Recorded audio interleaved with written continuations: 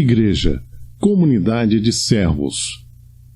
Alguns anos atrás, viralizou na internet a foto do então presidente dos Estados Unidos em uma igreja, assentado junto com sua família, no meio dos demais membros daquela comunidade, como um homem comum.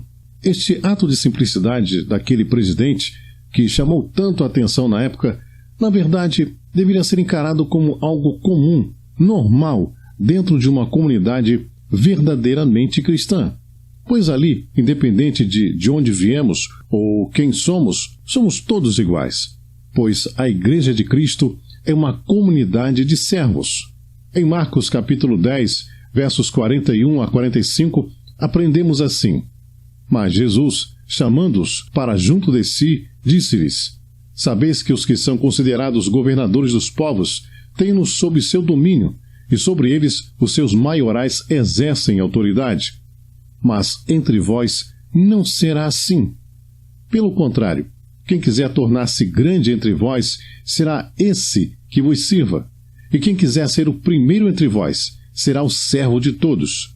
Pois o próprio Filho do Homem não veio para ser servido, mas para servir e dar a sua vida em resgate por muitos. Cristo aqui deixa bem claro que a sua igreja é uma comunidade formada de servos. Em nossa vida secular, podemos ser um profissional ou um empresário bem-sucedido. Lá fora, podemos ter um alto cargo, uma alta patente. Lá fora, em nossa vida secular, podemos ter diplomas, títulos, prêmios muito importantes. Porém, a partir do momento que nos reunimos como Igreja de Cristo, todas essas coisas ficam do lado de fora, porque no corpo de Cristo somos todos iguais. Todos somos servos.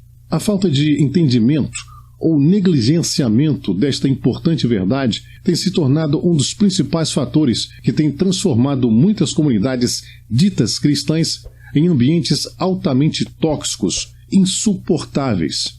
Infelizmente, no meio da cristandade, muitos têm se reunido, não como uma comunidade de servos, mas apenas como uma comunidade religiosa motivada pela disputa para ver quem tem o melhor cargo, quem tem o título mais importante, quem tem o dom mais importante, quem é mais espiritual, quem tem mais fé, quem é o mais poderoso, quem é o mais famoso e por aí vai.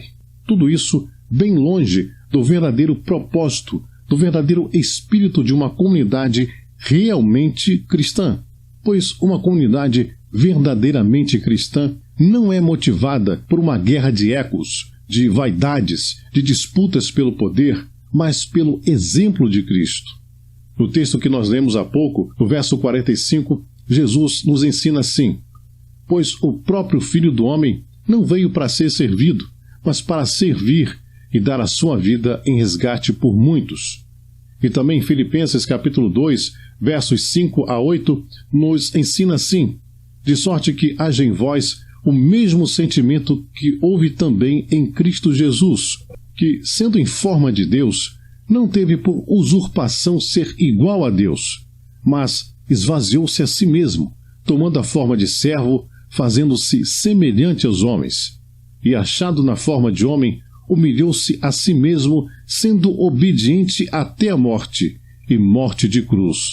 Cristo esvaziou-se de toda a sua glória e nos deixou a maior lição, o maior exemplo de humildade e serviço, para afirmarmos com verdade que somos servos de Deus, servos de Cristo, ou que fazemos parte do corpo de Cristo. Precisamos estar dispostos a nos despir de nossas glórias e vaidades pessoais e nos vestir como servos, segundo o exemplo que o nosso Mestre nos deixou. Irmãos, preste bem atenção nessas advertências que o Senhor nos faz através das Sagradas Escrituras. Irmãos, vocês foram chamados para a liberdade, mas não usem a liberdade para dar ocasião à vontade da carne. Ao contrário, sirvam uns aos outros mediante o amor. Irmãos, o Evangelho de Cristo nos liberta, não para continuarmos obedecendo às vaidades, às vanglórias, os devaneios da carne, mas para voluntariamente usarmos nossa liberdade para servir. Em 1 de Pedro, capítulo 4, verso 10, também nos ensina: cada um exerça o dom que recebeu para servir os outros, administrando fielmente a graça de Deus em suas múltiplas formas. Outro grave erro que muitos têm cometido no meio da cristandade é encarar os dons espirituais não como ferramentas para servir e edificar, mas como instrumentos de glória e fama pessoal.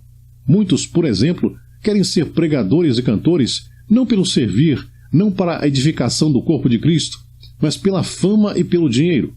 Queridos, o Senhor nos capacita com dons para a edificação do corpo de Cristo, para servirmos aos irmãos e irmãs para a glória somente de Deus.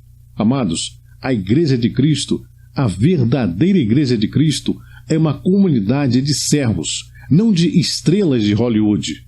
Se em mim não há, segundo o exemplo de Cristo, verdadeira humildade e disposição para servir, preciso urgentemente, com toda sinceridade, avaliar se realmente faço parte do corpo de Cristo ou se estou enganando a mim mesmo.